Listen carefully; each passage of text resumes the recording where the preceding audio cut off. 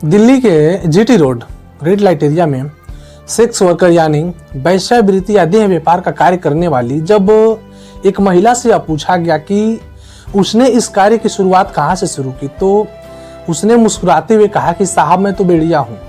उसने मुस्कुराते हुए कहा कि साहब मैं तो बेड़िया हूँ और यह कार्य केवल मैं ही नहीं, मेरे परिवार की अन्य दूसरी महिलाएं भी किया करती हैं।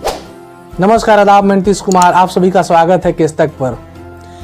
भारत अनेक धर्म, जाति, संप्रदाय आदि का देश माना जाता है। भारतीय संविधान में भारत को धर्मनिरपेक्ष कहा गया है। इसी प्रकार भारत के क्षेत्र जैसे बिहार, पश्चिम बंगाल, झारखंड, राजस्थान और मध्य प्रदेश के कुछ क्षेत्र जैसे विदिशा, रायसेन, पथरिया, बिजावर, इन सभी क्षेत्रों में पाई जाने वाली एक जनजाति बेड़िया जनजाति, जो कि विध्वंसी राजाओं के पूर्वज माने जाते हैं, ये सभी संपूर्ण देश विदेश में अपने राय नृत्य के कारण प्रसिद्ध हैं। पुराने समय में किसी भी बड़े लोगों के वहां कोई भी शुभ कार्यक्रम जैसे शादी या विवाह को इस राय नृत्य के बगैर अधूरा माना जाता था, लेकिन धीरे धीरे लोगों में इस नाच गाना का रुझान कम होता गया और इस समुदाय को रोजगार की समस्या उत्पन्न होने लगी। 1876 के आपराधिक जनजाति अधिनियम के तहत इस जनजाति को आपराधिक घोषित कर दिया गया,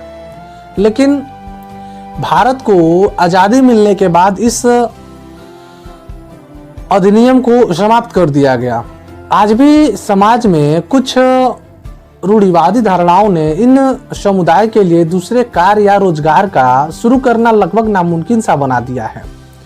लेकिन इनके परिप्रेक्ष्य में एक बात बताना और आवश्यक है कि जहां संपूर्ण भारतवर्ष में कन्या भ्रूण हत्या को लेकर के चिंताएं होती हैं, सरकार कन्या भ्रूण हत्या को रोकने के लिए अनेक प्रयास करता है, लेकिन इनके वहाँ यदि कोई कन्या जन्म होती है तो इनके परिवार में हंसी उल्लास और खुशी का माहौल होता है, लेकिन उस हंसी उल्लास और खुशी के पीछे बहुत बड़ा काला सच होता है, जो कि यह है कि आज जो कन्या पैदा हुई है, आज जो बालिका पैदा हुई है, उसी बालिका से आगे चल करके इस वेश्यावृत्ति का कार्य कराया जाएगा या फिर वह स्वयं ही अपने परिवार के रोटी की व्यवस्था के लिए, अपने रोटी की व्यवस्था के लिए इन चीज़ों में लिप्त हो जाएगी, जिससे कि वो अपने परिवार को या फिर स्वयं को रोटी की व्यवस्था कर सके।